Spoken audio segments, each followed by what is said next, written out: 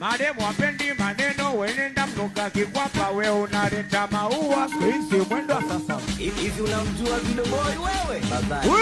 Mademu wapendi maneno, wenenda mnuka kikwapa, we unaleta maua. Kila dini ina malengo na kila dini ina falsafa yake. Ukienda katika upande wa dini ya Kikristo, na yenyewe ina malengo yake na falsafa yake. Lakini pia ukienda katika dini ya Kiyahudi, na wenyewe wana malengo yao na falsafa yao. Lakini ukija katika dini ya Kiislamu, na sisi tuna falsafa yetu na malengo yetu.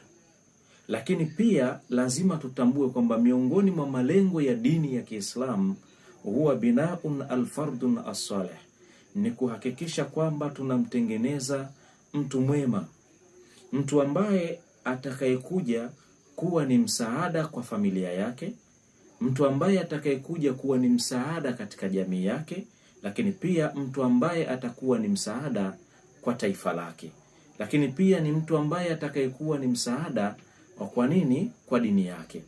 Sasa iwapo tutashindwa kutengeneza sera madhubuti na tukaishia kujifakhiri kukaa katika taasisi zetu, na tukaishia kujifakhiri kukaa katika vyeo vyetu, tukawa tunahesabu masiku na kufanya hafalati mbalimbali ya masiku ambayo tuliyoyakata katika viti vya taasisi vyetu bila kuweka misingi bora ya jamii yetu, ni kwamba hatuna thamani ya uwepo wetu katika taasisi hizo. Hatuna thamani ya kutengeneza fahari katika taasisi hizo, iwapo tumeshindwa kuweka malengo madhubuti na njia madhubuti ya kuja kunusuru kizazi chetu ambacho kinatafunwa siku baada ya siku zingine. Zipo njia mbalimbali ambazo tuna uwezo wa kuzifanya kwa kupitia wingi wa taasisi tulizonazo za Kiislamu. Lakini kwanza ni lazima tuweke the Unit Islamic Organization, ili kwa ajili ya kutengeneza fikra ya pamoja, kuhakikisha kwamba tunakuja kuondoa haya, lakini pia kwa kuanza kuwekeza al-istithmari fi majalati ta'alimi, kuwekeza katika sekta ya elimu, kwa sababu sekta ya elimu ndiyo sehemu pekee ambayo inazingatiwa kuwa ndiyo kiwanda kinachokuja kutengeneza rasilimali watu watakaokwenda sanjari na sera na mikakati ya dini yetu.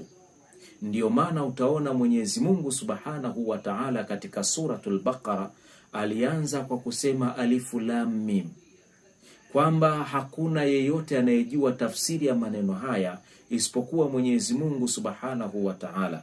Lakini baada ya aya hii anatuonyesha kwamba ufunguo wa elimu ndiyo msingi utakaokuja kusimamisha rasilimali watu bora ya watakaokuja kumwabudu Mwenyezi Mungu Subhanahu wa Ta'ala. Ndio ambao utakaokuja kusimamisha rasilimali watu bora wakuja kumwamini Mwenyezi Mungu Subhanahu wa Ta'ala. Ndio ambao utakaokuja kutengeneza rasilimali watu bora watakaokuja kuleta kila aina ya maendeleo katika kila sekta zinazohusu mwenendo wa maisha ya mwanadamu ndani ya dunia hii. Akasema dhalika alkitabu la raiba fihi hudan lilmuttaqin alladhina yu'minuna bilghaibi wa yuqimuna as-salata wa mimma razaqnahum yunfiqun. Kwa maana kama unataka maendeleo, basi kwanza lazima uhakikishe unatengeneza watu kupitia rasilimali, kupitia sekta ya elimu. Kama unataka uchumi uliokuwa bora, basi hakikisha unatengeneza rasilimali watu kwanza kwa kupitia sekta ya elimu. Ndio maana ikaanza dhalika alkitabu. Lakini iwapo utaipuuza sekta ya elimu na ukaiona kama haina faida ya aina yoyote, ukaipuuza na ukaitenga mbali, basi ujue unakwenda kutengeneza bomu. Na hiki ndicho ambacho leo madhara yake ni haya ambayo tunaoyaona, kupata vizazi ambavyo vinatengenezwa katika mmong'onyoko wa maadili. Hii ni ishara mbaya ishara ambayo inayoonyesha miaka 10 wakati wenzetu wanatengeneza rasilimali watu bora kwa ajili ya kuja kuimarisha sekta za afya, wanatengeneza rasilimali watu bora kwa ajili ya kuja kuimarisha sekta ya elimu, wanatengeneza rasilimali watu bora kwa ajili ya kuja kuimarisha sekta ya michezo, wanaokuja kutengeneza sekta ya jeshi, wanaokuja kuimarisha sekta ya viwanja vya ndege, wanaokuja kutengeneza sekta ya structure, miundombinu na kadhalika. Sisi tunatengeneza kizazi ambacho kitakuwa hakina faida ya aina yoyote zaidi ya kusifika katika masala ya mmong'onyoko wa maadili. Ndugu zangu Waislamu, haya matukio ni moja kati ya matukio yenye kuumiza sana, lakini pia ni matukio yenye kusikitisha sana, ambayo yamekuwa yakikithiri katika jamii yetu siku by siku. Lakini wakati yanafanyika hayo, viongozi wetu mpo, mnayaona haya. Wakati yanafanyika hayo, mashehe zetu mpo, mnayaona haya. Wakati yanafanyika hayo, viongozi wote, wazazi wapo, wanayaona haya. Waalimu wapo na yanafanyika mbele ya walimu na yanafanyika mbele ya mashehe, lakini mwisho wa siku hakuna hatua zozote ambazo zinazoweza kuchukuliwa kuhakikisha kwamba haya yanakwisha au yanaondolewa au yanadhibitiwa kupitia misingi ambayo tutakayojiwekea sisi wenyewe.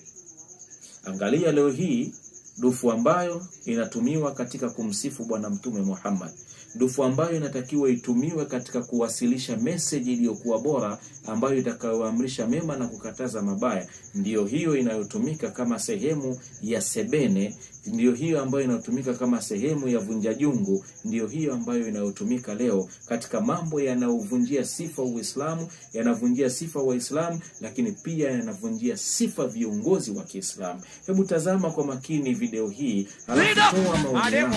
Maneno wenenda mnuka kikwapa, wewe unaleta maua sisi mwendo sasa. Na njia gani ambayo tunapaswa huyo mademu wapendi maneno wenenda mnuka kikwapa, wewe unaleta maua hatua zipi ambazo tunashauri moja kwa moja. Kumbuka kwamba Bwana Mtume Muhammad sallallahu alayhi wasallam anasema, kullukum ra'in wa kullukum mas'ulun 'anir ra'iyya, nyote ninyi ni wachunga na kila mmoja ataulizwa juu ya kile atakachokichunga. Ayuhal ulama'un mithlukum kamathalil malhi fi at-ta'ami, enyi wanazuoni wetu ambao mmeshika mamlaka, viongozi wetu ambao mmeshika majukumu haya ya umma huu, viongozi wetu ambao sisi tunawatizama nyinyi kama kioo cha jamii, kama dira na mwelekeo wa jamii yetu. Mithlukum kamathalil malhi fi at-ta'ami, mfano wenu ni kama vile mfano wa chumvi kwenye chakula. Faman yuslihil malhin idha fasadat fi at-ta'ami, ni nani ambaye atakayesawazisha chumvi itakapoharibika kwenye chakula? Hakuna ambaye atakayesawazisha. Antumul ulama, ninyi ndio mmebeba dhamana ya wanazuoni, ninyi ndio warathatul anbiya, ninyi ndio warithi wa mitume, ninyi ndio kioo cha jamii. Vipi tunaweza kukaa kimya bila kuchukua hatua zozote? Vipi unaweza kujifakhiri kama kiongozi wa dini mwenye nafasi katika eneo lako? Wewe mzazi wa Kiislamu ambaye wewe ni Muislamu, unatambua heshima ya dini yako. Angalia kijana wako anavyoyafanya haya. Unaridhikaje na unakaaje kimya kwa kijana wako ambaye anafanya machafu kama haya mbele ya walimu zake, mbele ya jamii? Hebu tazama, halafu jiulize kwamba wewe utakapoulizwa na Mwenyezi Mungu Subhanahu wa Ta'ala, uliyasimamia vipi majukumu yako, ni yepi yatakuwa majibu yako? Mademu wapendi maneno wenenda mnuka kikwapa, wewe unaleta maua sisi mwendo sasa. Hivi unamjua Video Boy wewe? Huyo mademu wapendi maneno wenenda mnuka kikwapa, wewe unaleta maua. Hivi unamjua Video Boy?